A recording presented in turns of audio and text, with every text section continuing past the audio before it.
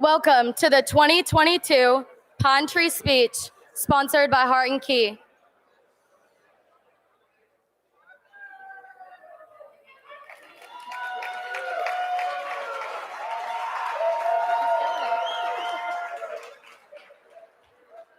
I am Bethany Hermer, the current president of the organization. Heart and Key is a service organization that was created in 1946 at the request of Henderson president Dr. D.D. McBrien. Limited to 30 members, membership in Heart and Key is the highest honor that a Henderson student can receive. Heart and Key is responsible for helping to organize, among other things, the homecoming presentation of candidates, the election of the homecoming court, and concession stand assignments for home football and basketball games. The purpose of this organization is to develop, foster, and promote the highest type of school spirit among students of Henderson State University. It is my pleasure to tap new members for Heart and Key tonight. As I call your name, please make your way to the stage. Jacoby Andrew.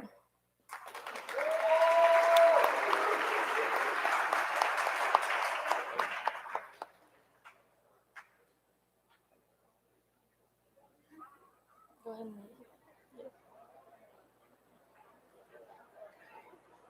Okay, you can go ahead.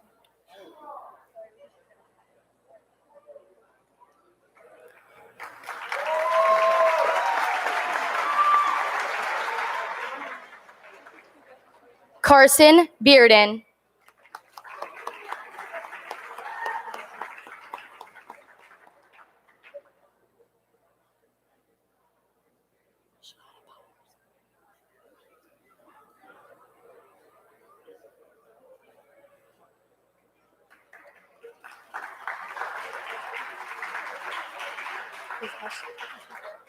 Ashley Bowman.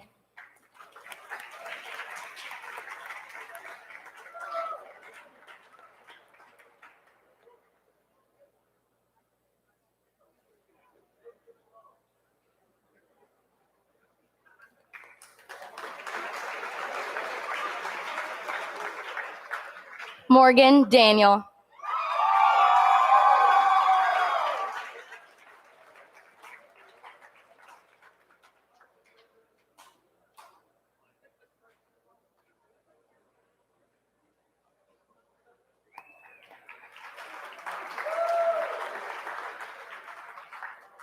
Landry Leschber.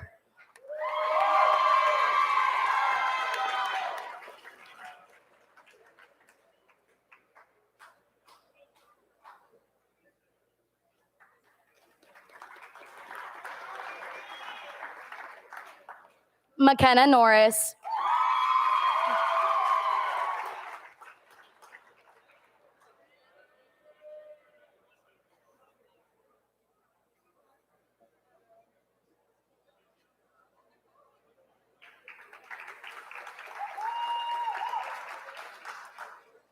Caitlin Slater.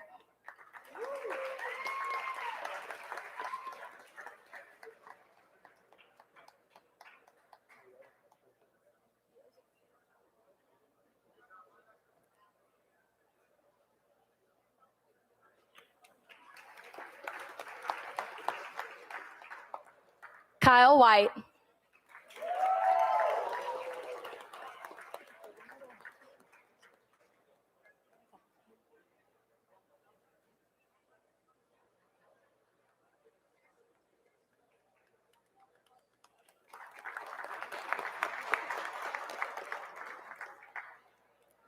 Aaron Wright.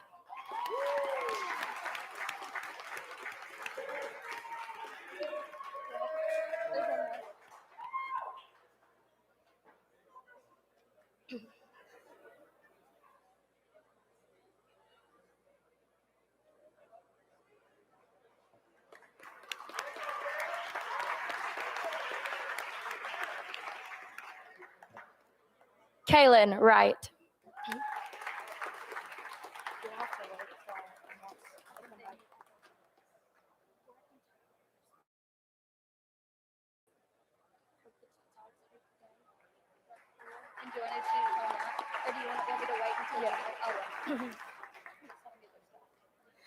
Let's give this new group of future Heart and Key members a round of applause.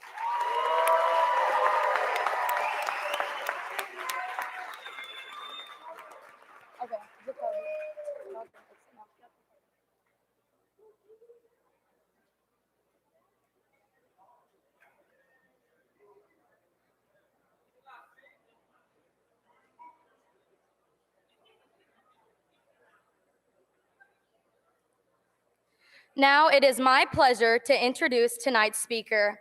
Elaine Nibone served as Henderson State University's General Counsel for 11 years, including 1 year of service as acting president.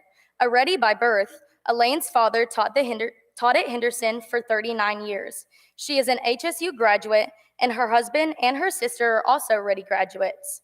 Now a private attorney, Elaine is now engaged in the practice of estate planning and probate law in Arkadelphia. Elaine dedicates this pine tree speech to the late Mary Jo Mann, who kept the Ready spirit alive by inspiring generations of Readys with her unconditional love for Henderson.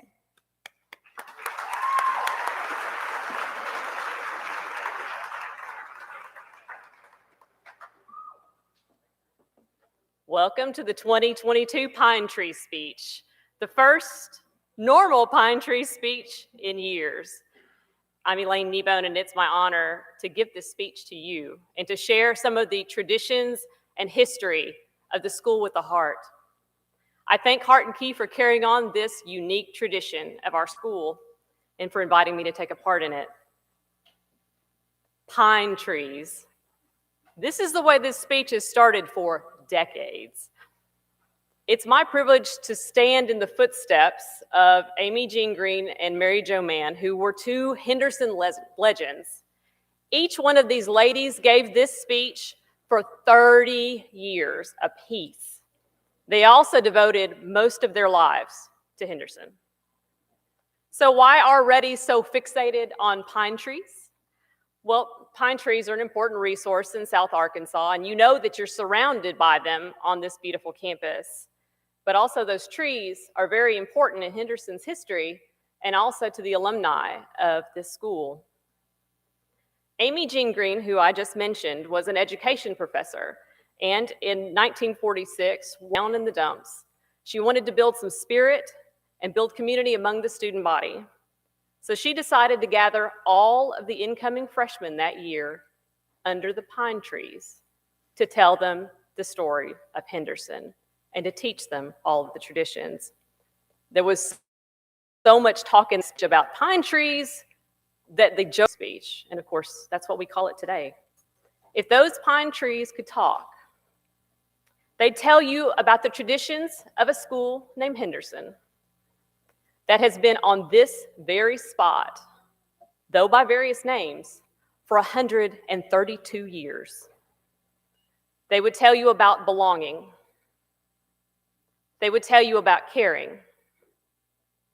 They would tell you about a lot of fun times, tell you about a lot of friendships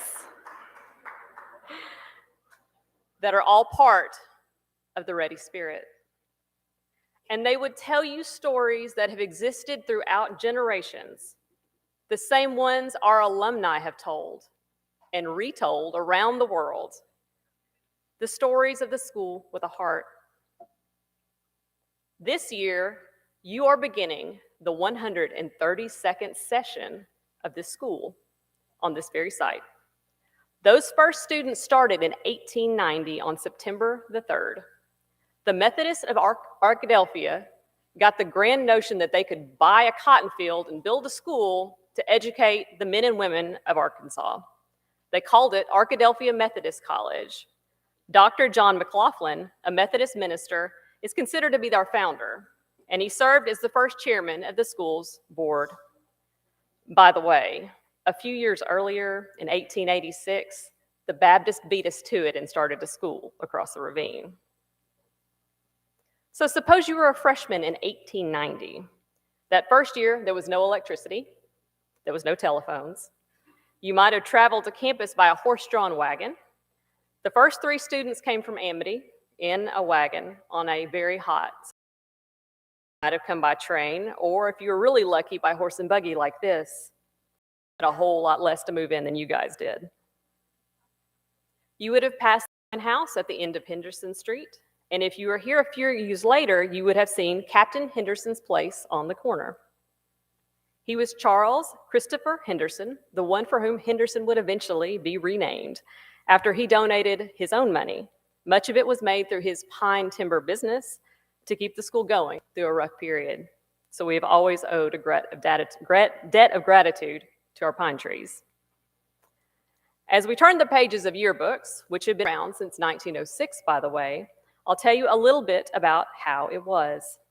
The first year, the building was not finished, but the main building of the college would be completed. And when it was a 4-story building that would cost $30,000. In the first years after it was completed, it housed all of the school's offices, the library, the study hall, the parlor, the women's gym, the president's quarters, the dining hall for men, the dining hall for women, the kitchen, and the women's dorm. There was a small pond out front that provided entertainment for the students and faculty. Now, it was a far cry from Lake DeGray, which wasn't completed until 1972. Our little pond was located on campus, about where Huey Library is today. Very soon, though, electricity was available, and then telephone service was started. So if a boyfriend wanted to talk to a girl that lived in the dorm, he could call, but he'd have to talk to the president or the president's wife first. If you were a student in the 1900s, you would have worn a uniform. All of the men wore military uniforms. Our tradition with the military is a proud one. Our ROTC program has been around over 50 years and produced several generals, and now it continues as a joint program with that school across the street. The women wore very long dresses, usually gray with long sleeves. Considering there was no air conditioning in those days, you can imagine how hot and uncomfortable it must have been those first weeks of school. The social life for the ladies was pretty restricted. They were allowed 2 dates per week. One date was sitting in the parlor on Saturday evening, and the parlor was basically the living room in the dorm. And the other was on Sunday afternoon when they were allowed to sit with a boyfriend on the front lawn in view of everybody. If a boyfriend wrote a female student a letter, it would have to be addressed to the president's wife, who would read it first and pass it on if it was proper. In those days, there was no campus housing for men. Male students from out of town had to rent rooms from families or at boarding houses. George Childs Jones was the first president. You can see him in the top middle picture. He was the school's youngest president at age 31. While the school admitted both men and women, they kept them separate. The school had separate reading rooms in the library for males and females. There was even separate dining halls for men and women, and at every table in the dining hall, a faculty member presided. As I mentioned, the first name of our school was not Henderson, but Arkadelphia Methodist College until 1904. From 1904 to 1919, the school was Henderson College. After that, it was Henderson Brown, adding the name of Charles Henderson's business associate and another member of the college's board who donated money to help us along.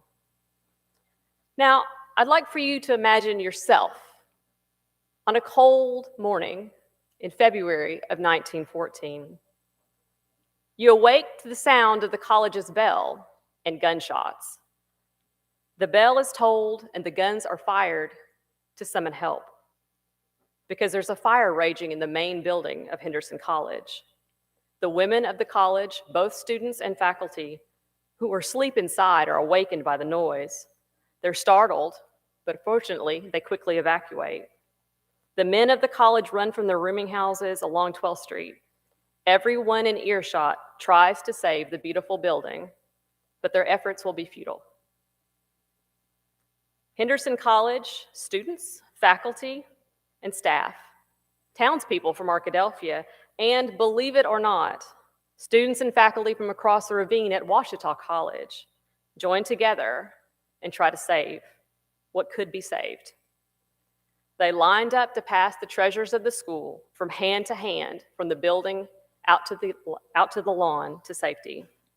Together, they saved the college's entire library of 3,000 books, over 12 pianos, and all the athletic trophies. In the aftermath of the fire, you join your fellow students in a little grove of pine trees. You're going to decide what you're going to do next. Think about that moment. Before your eyes, your college has burned to the ground. What would you do?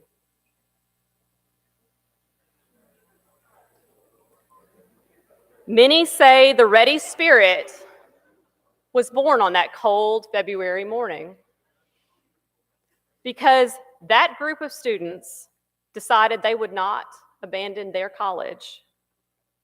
Those students loved and cared for each other and for their school. They promised each other if they could find a place to live and they could find a place to meet to have classes, they would stay together. And Henderson would not cease to be. Because of those students, Henderson would rise from the ashes. Soon after the fire, the very first donation to save the school and rebuild the building came in. It came from Malachi Smith. Mr. Smith was an employee who had run the school's kitchen for many years. His donation of $25 was no small sum in 1914, and it was said to have been his life's savings. It is because of the love and dedication of Henderson students, along with the sacrifices of its faculty and staff, that you are here today. Then what is the ready spirit? A sense of belonging, a sense of loyalty and responsibility. It is pride in your school and love for each other. It binds all readies together on campus and all of the alumni around the world, united by one unique spirit in history. And what about the name Readies? Probably as soon as you decided to go to school here, somebody asked you, what is a Ready? Well, it's certainly a unique university nickname, and its origin, honestly, is still something of a mystery. The late, great Dr. John Hall, who is a professor emeritus of history and Henderson's university historian, thought that it may have come from these guys right here. The football team wore red uniforms, so they were called Red Jackets. So they were nicknamed the Red Jackets eventually because we didn't have a name at all at that time. But eventually they got shortened to Readies. We may never know for sure where the name came from, but today we are Readies. And it may be one of the most unusual and hardest to explain mascots in all of college. Let's talk a little bit about Henderson's traditions. Legend has it that if someone proposes marriage to you on bench 13, you cannot refuse. Now, for many years, the benches weren't numbered, but today you can find bench 13 outside of the Reynolds Science Center. It was dedicated to Amy Jean Green by Hart and Key. You will hear many alums tell you of how they became engaged on bench 13. In 1929, the school became an institution of the state of Arkansas. The new name then was Henderson State Teachers College. In 1955, Maurice Horton became our school's first African-American graduate, and we believe he also made Arkansas history as the first African-American graduate of a non-historically Black college. He also went on to earn his master's degree just 2 years later here at Henderson, which we also believe is another first. Mr. Horton went on to a long and distinguished career in Arkansas as an educator and administrator.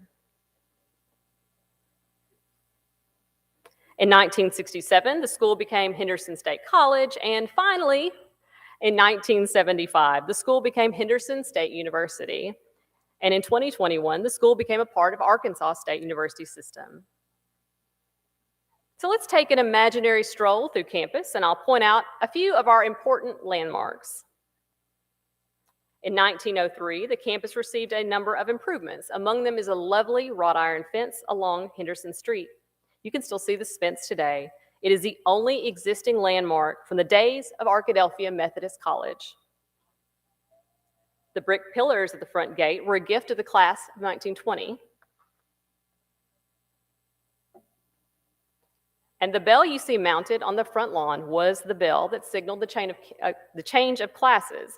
This is also the same bell that rang in 1914 to summon help when the main building was engulfed in flames. In front of the bell, you can see the steps from the original building.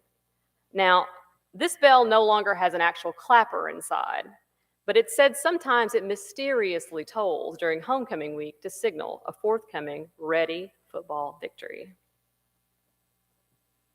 The pine grove between Arkansas Hall and the Reynolds Science Center was formed from debris that was piled there after the fire of 1914.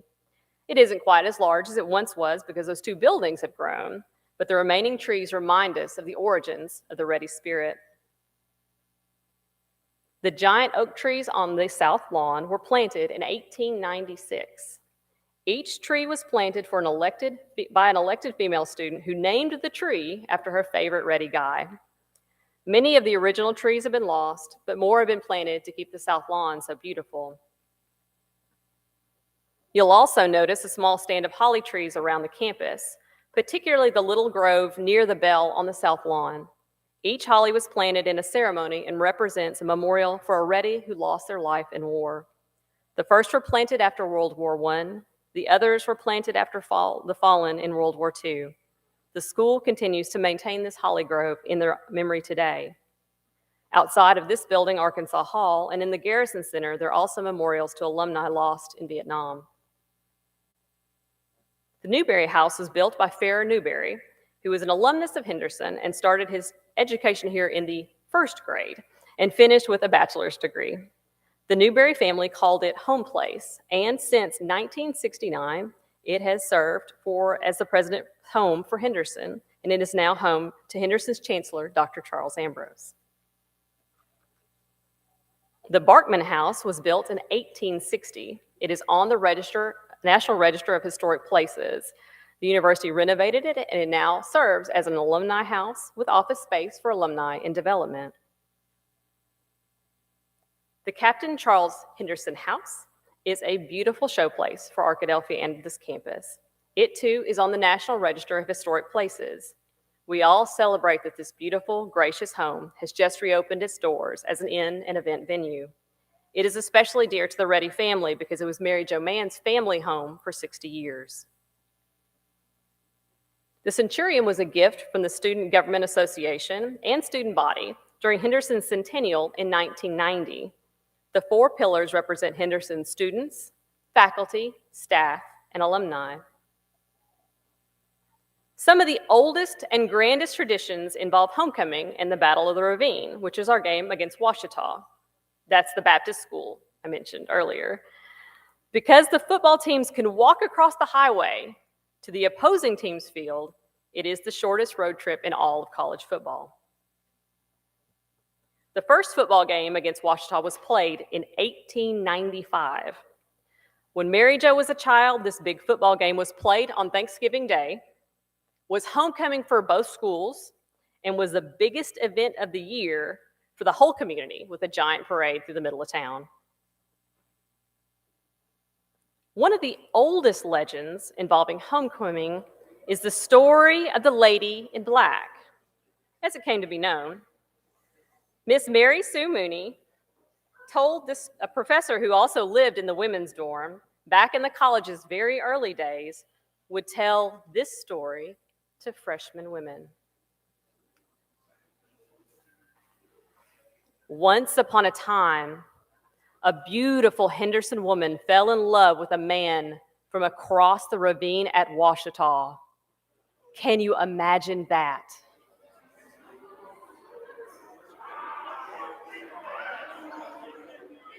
But wait, that Ouachita man did that beautiful Henderson woman wrong. Can you imagine that? It was said that the Washita man's heart was stolen by another woman, a freshman from Henderson.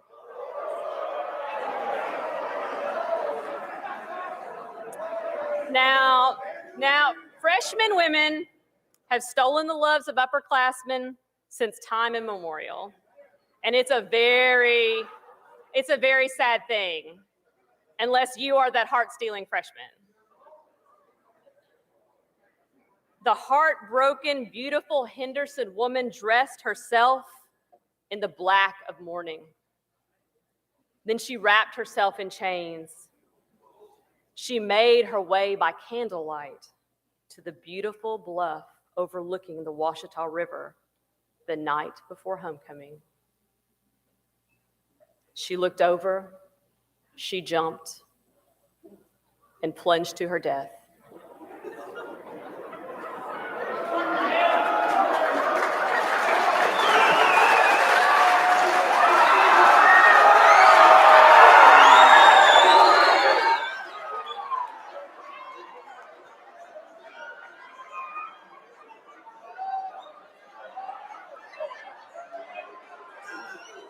As the story goes,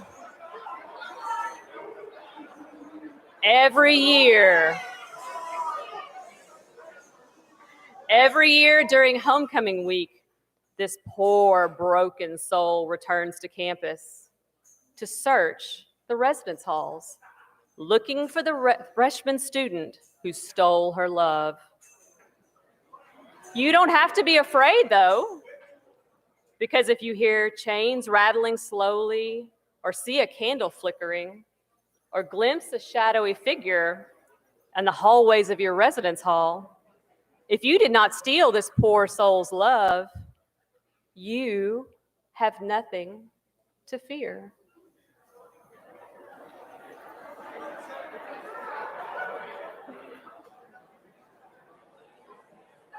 The music of Henderson forms the last of the Pine Tree story. In 1921, students formed a pep club to support the Ready Spirit. They introduced a new fight song that undoubtedly changed the course of Ready history. The preacher of a local Methodist church wrote new lyrics for the old Methodist hymn, That Old Time Religion, to create our fight song, That Old Ready Spirit. The use of a religious hymn as a college fight song generated some controversy. In fact, this President James Wortman, was afraid that the new song would offend some of the college's guests for the game against Washita.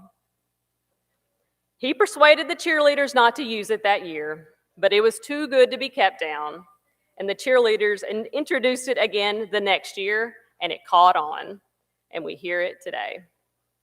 When the show band of Arkansas plays That Old Ready Spirit, also known as the Ready Hymn, it is impossible to contain the Ready Spirit within you. Mary Jo Mann loved to tell the story of when her daughter Beth was a freshman. Beth came up to Mary Jo at the bonfire before homecoming and saw her tears streaming down her mother's face and said, "Mom, what's wrong?" Mary Jo said to her, "It's that old Ready Spirit. It gets me every time." You will hear it played at weddings of Reddies. You'll even hear it played at funerals.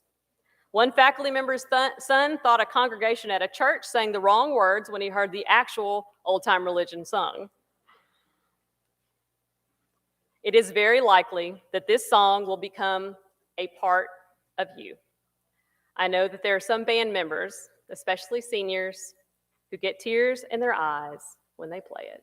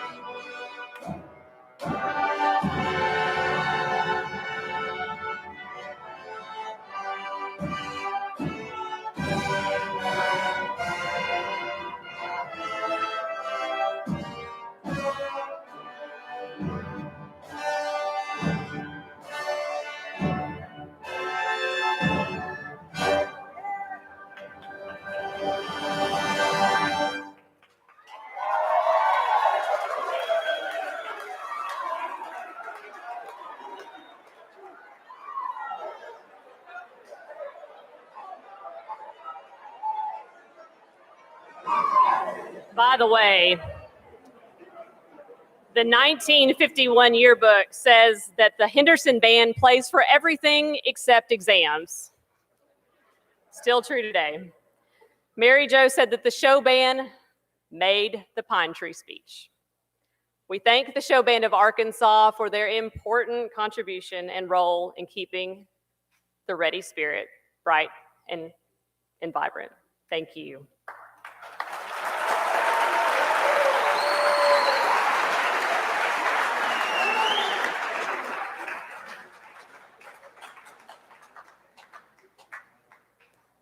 Henderson's other song, the Alma Mater, we will now teach you to sing with pride. Please learn it well. The words are by the son of the college president I mentioned a few minutes ago, Dr. Jim Workman, who also served as president. It is one of the last things he did for the college before leaving it when it became a state school. The university's transition from a private college to a state school was a time of great change. President Workman didn't feel, as an ordained minister, he should serve as the president of a state institution. The music was written by Dr. Frederick Harwood of the music faculty. It is an original work. You need to know the meaning of the words for the song to become real to you. Breathe, stalwart pine trees, memories of living shadows. A core stands for the love and loyalty of those students, faculty, and staff who vowed to stay together after the devastating fire of 1914, to stay together and rebuild their beloved college. Whisper, acorn bearers, refers to the great oak trees on the south lawn that were planted by students more than a century ago as living monuments to their love for one another. From thy living fountains refers to the fountains of love that flow in the hearts of Reddies, that is symbolized by the fountain that flows at the entrance to the university. Beauty and friendship, eternal as the holly, from the holly trees planted to honor Reddies who served our country and paid the ultimate sacrifice in war.